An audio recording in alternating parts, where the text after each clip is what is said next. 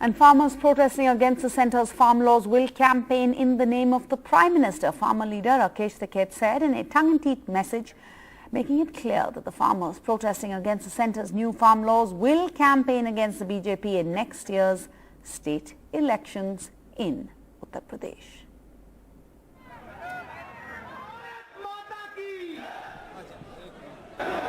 A mega show strength by farmers at the historic state ground of Muzaffarnagar to the streets on Sunday, making the point that their movement is as strong as ever and will continue.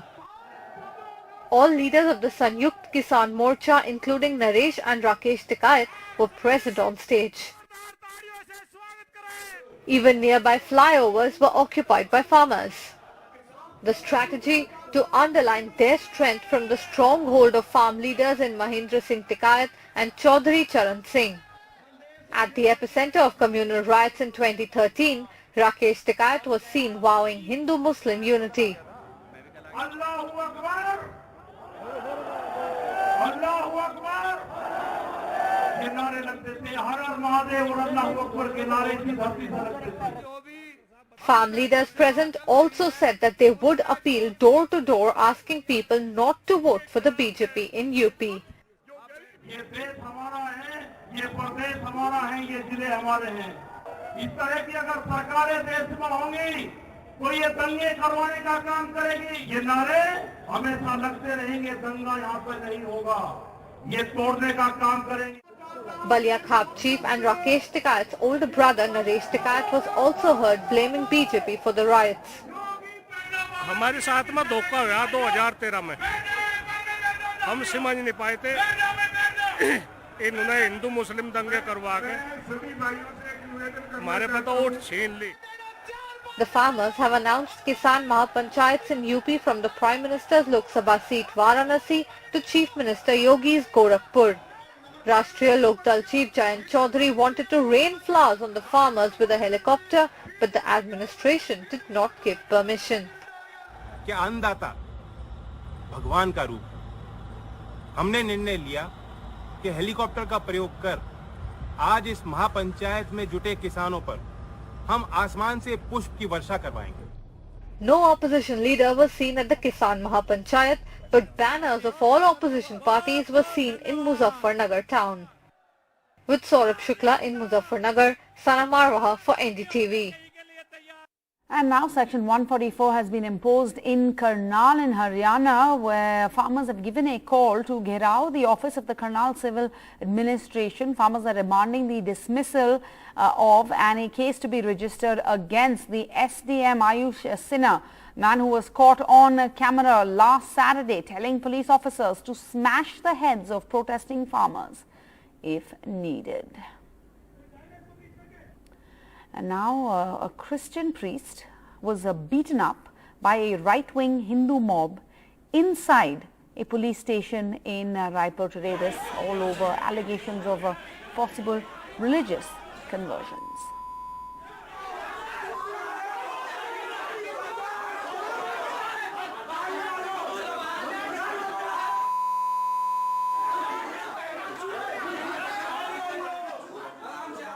पुरानी बस्ती थाना क्षेत्र का मामला है. इसमें एक पक्ष आवेदन देने के लिए आया था कि जबरन वहाँ पे धर्मांतरण कराया जा रहा है, प्रार्थना कराई जा रही है, तो उसी पक्ष का आवेदन देने आया था. इसी बीच में दूसरा पक्ष भी आया, तो दोनों पक्षों में यहाँ पे झुमाझटकी हुई है.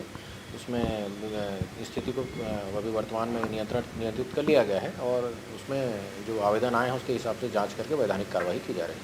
हाँ, एक पक्ष की तरफ से आई है कि धर्मांतरण कराया जा रहा है जबरदस्ती. दूसरे पक्ष ने मारपीट की, थाने में घुस के मारपीट किया गया है, ऐसी शिकायत दी है. Let's go across to Anurag Dwari, who's following the story. So Anurag, these mobs clearly have no sense of fear. They go ahead with impunity. Imagine doing this inside a police station, and you can see cameras there. They're aware that all of this is being filmed and photographed. Yes, Sarah, and this incident took place at the Purani Basti police station in Raipur. The police had received complaints of forcible religious conversion being carried out in the Bhatgaon area, and a few local right-wing leaders reached the police station shortly after the complaint was made, and the complainants were furious and they gherao the building demanding action against those carrying, such conversions. The arrival of the pastor along with some members of the Christian community of the Bhatgaon area sparked a furious exchange of words between the mob and those called in for questioning. He was taken in the station in charge room where the tense situation only worsened, and soon the pastor was subjected to physical assault. You can see in that video. And after that, the station in charge, Yaduvani Sridhar, was line attached, and now the CSP will investigate the entire matter. So far, the police has registered an FIR against 7 of the accused. Sarah? All right, so 7 accused and FIR been issued against them. We'll follow up this story with you, Anurag, further. Meanwhile, let's go across to the other news coming in. The ED has now opened up a lookout circular against the former Maharashtra Home Minister Anil Deshmukh. Let's go across to my colleague Arvind Gunasekar, who's following the story. Arvind, the ED was probing a money laundering allegations against Anil Deshmukh, but why now have they opened up this LOC against him? Sarah, the Enforcement Directorate, taking cognizance of the CBI's affair, has initiated a money laundering probe against the former Home Minister of Maharashtra, Anil Deshmukh.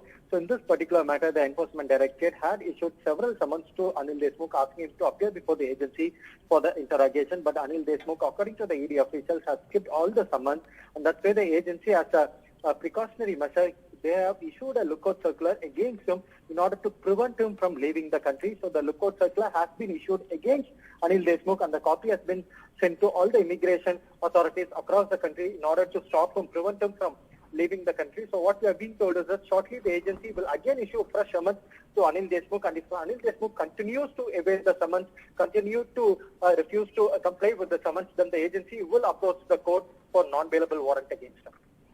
Arvind Gunasekar reporting from the National Capital. Thank you for that update. And the other story today, the BJP's ideological mentor, the RSS, has distanced itself from a piece published in the Panchajanya, a journal with roots in the Sangh, that questioned whether and I'm quoting here, anti-national conspiracy could be behind glitches on India's tax filing websites handled by the information technology giant Infosys Limited. The editor of the magazine, Hitesh Shankar, backed the article and says that if Infosys had objections, it should present its side by urging for a more thorough investigation.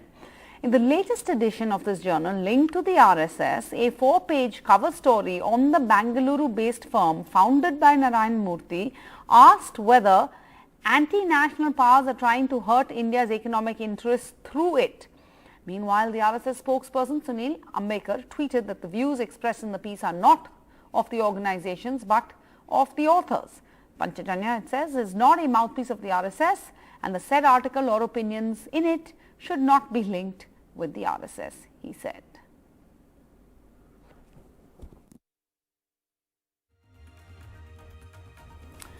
And the lockdown due to the coronavirus pandemic has affected pockets. People have become unemployed, businesses have come to a standstill, and in such a situation now the number of people taking loans by pledging gold has only increased.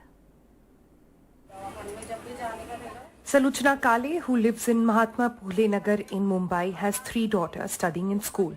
Her husband works as a gardener in a residential society and earns 7,000 a month. 6 months ago, their second daughter was diagnosed with anemia and needed hospitalization. But due to COVID, Salochna's husband was out of work and savings were already exhausted. Left with no other option, she took a loan of 15,000 rupees by mortgaging her Mangal Sutra and an additional 25,000 rupees loan on interest. लड़की का खून बदन में एकदम कम हो गया था, उसके लिए मुझे अपना सोना गिरवी रखना पड़ा. जिधर 14 पॉइंट खून चाहिए उधर 3 पॉइंट ही खून था उसके बदन में. डॉक्टर ने बोला इसको आईसीयू में डालने की जरूरत है. 56-year-old Sharda lives in the same area. Her husband used to iron clothes, but ever since the COVID lockdown, he hasn't had many customers. Their son used to work as a security guard but is now unemployed. With savings already wiped out, Sharada had to mortgage her gold earrings to ensure the family gets 2 square meals a day. काहीतरी पोटा पाण्याला लागतेच ना, मग काय ही वस्तू नाही ती वस्तू नाही, वस्तू आणायला लागले त्याच्यासाठी ठेवलं. परत आपल्याला आहेच की दवा पाणी चालून म्हणजे बीपीची गोळी आमच्या मालकासने आपल्याला कुठे सर्दी खोकला दुखणं काय आलं तर त्याची गोळी चालू त्याच्यासाठी लागतोच की पैसा. According to the RBI report, there have been 77% increase in gold loans between July 2020 and July 2021 compared to the same period in the previous year. There has been a 10% increase in credit card loans as well. Lockdown, unemployment, salary cuts are believed to be the main reasons for this. बहुत सारे financial stress लोगों को आए हैं, बहुत से लोगों की नौकरियां छूटी हैं, उनके बिजनेस बंद हो गए हैं या उनके पे कट हो गए हैं, सैलरी कट हो गए हैं और लोगों को अपने खर्चे पूरे करने के लिए उनके पास पैसे नहीं थे और निजी खर्चों को पूरा करने के लिए भारत की संस्कृति में जो सबसे सेफ मोड माना जाता है और जिसे महिलाएं भी काफ़ी प्रेफर करती हैं वो सोना अपने घर में रखती हैं. उन्होंने सोने गिरवी रखने की नौबत आ गई और बैंकों में आप देखेंगे सबसे अधिक गोल्ड लोन इस पीरियड में बढ़ा है. अगर हम ईयर ऑन ईयर की तुलना करें तो पिछले साल 27,000 करोड़ का गोल्ड लोन था जो इस साल बढ़कर 62 जुलाई 2021 की पीरियड में 62,000 करोड़ के करीब जो गोल्ड लोन पहुंच गया. There have been 15 lakh less jobs in August than in July. According to the CMIE, faced with financial distress, families are now compelled to mortgage their jewelry. The GDP numbers may be indicating a rebound, but those numbers are of little solace to the families struggling to put food on the table. With Sohit Mishra, Sonal Mehrotra Kapoor, NDTV. We're going to go in for a short break. After that, Kerala's problems with COVID cases on the rise only compounds with the death of a 12-year-old child due to the Nipah virus.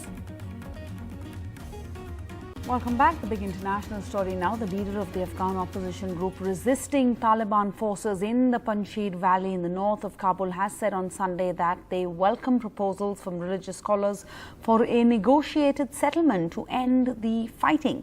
Ahmad Massoud, the head of the National Resistance Front of Afghanistan or the NRFA, made this announcement on the group's Facebook page. Earlier, Taliban forces said that they had fought their way into the provincial capital of Panjshir after securing the surrounding districts. And now the statement from Ahmad Massoud says that the National Resistance Front is ready to stop the war immediately to achieve stable peace, will stop the war if the Taliban ends military attacks and ends movements in Panjshir. And the big story back home, 2 more people have now been identified with symptoms of the Nipah virus infection. That's what the Kerala Health Minister, Veena George, said in Kozhikode on Sunday. The 2 are among the 20 high-risk contacts of the 12-year-old child, a young boy who died earlier on Sunday in a hospital. Samples were sent to the National Institute of Virology in Pune, which has confirmed the presence of the Nipah virus. And the Nipah virus is spread by the saliva of the fruit bat. And a central team visited the home of this young child who died, collected samples of the rambutan fruit from around the home, samples that could help identify the source of the infection and confirm whether the origin of the infection was through a bat. The team also questioned the family and those who were close to this child to identify the food that he consumed and animals that he may have come in contact with.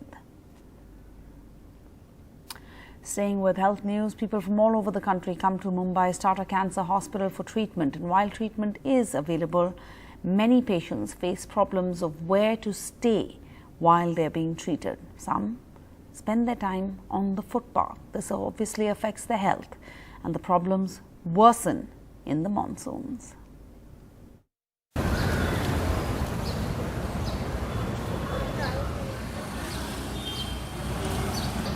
Cancer patient Narayan Suryavanshi eating lunch with his relatives on the pavement outside Tata Memorial Hospital in Mumbai. Today it is banana and rice that someone donated. 3 months ago, Narayan discovered he had stomach cancer. He had to quit work as a labourer in Nanded and has camped outside the hospital since they can't afford lodgings. घर में थोड़ी से 2-3 बकरियां थे, वो बकरा बेच दिया. बकरा बेचने के बाद भी पैसा कम गिरा. फिर औरत के पास कुछ दागिने थे, मंगलसूत्र जोड़ी है, वो बेच दिए के साथ में पैसा लाएगा. फिर वो लोग आते हैं, कुछ खाना पीना दे देते हैं, वो खाना खा लेते हैं. There are hundreds of such patients here. Seema Devi from Bihar has been living in Mumbai for 4 months while her husband is treated for cancer. She was given shelter in a school, but with schools about to open now, she is on the streets along with her son. घर द्वार बाले बच्चा छोड़ करके आए हैं। अभी जो अपने बच्चा के लिए कुछ लाइफ सोचते बनाने के लिए कि अपना बाल बच्चा कुछ पढ़े लिखे, भविष्य आगे बढ़े, उनका भी लाइफ बर्बाद हो रहे हैं एक मरीज के खातिर। क्या पढ़ाई आपकी शुरू है, बंद है, क्या हो रहा है? बंद कर दिया आपने इलाज के चक्कर में? क्या पढ़ाई कर रहे थे आप? 12th पास कर गए। 12th पास कर गए। बारिश भी होता होगा क्या? ये पन्नी अभी लगाया हुआ है। डॉक्टर बोल रहे हैं कि बोलो आसे पास में रहना है, जब फोन करेंगे तो आ जाना। तो पैसा नहीं है, यहाँ पर 1000 रुपया 500-700 का घर रूम भाड़ा लेते हैं एक दिन का, तो हम उतना कहाँ से लेंगे? Some patients have been living on the streets for years now. CEO of Konark Cancer Foundation says that living on the streets is dangerous to the health of these patients. These daily wage laborers, they have saved like probably 75,000 rupees. Either they can spend on the treatment or they can spend on the living. They choose to sit on the footpath. What else will they do? The patients and their relatives are already facing a lot of issues. The expenses that they have to bear every day and staying on the footpath have increased their troubles. Until and unless there is a permanent solution given by the government, there won't be any relief to them or their relatives. In Mumbai, with camera person Praveen Rohit, Sohit Mishra, NDTV.